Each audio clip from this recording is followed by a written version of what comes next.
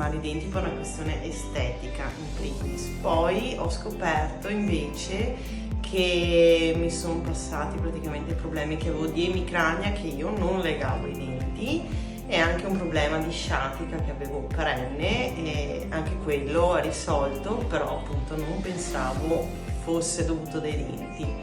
E quindi, avendo messo l'apparecchio e sistemato il tutto, già dopo i primi 3-4 mesi ho visto appunto le emicranie mi sono passate, e soprattutto il dolore alla sciatica, che praticamente c'erano dei movimenti che non riuscivo neanche più a fare.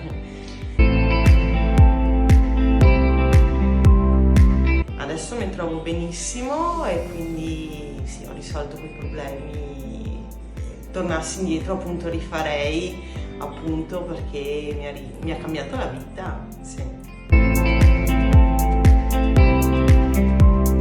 Certo che lo consiglierei, anche perché io avevo il terrore del dentista e qua mi hanno fatto passare la paura, quindi io vengo qua dal dentista, sono rilassata, tranquilla, a volte tipo anche per la classica pulizia dei denti, non dico che prendo sonno, ma quasi quasi, e quindi sì, consiglierei.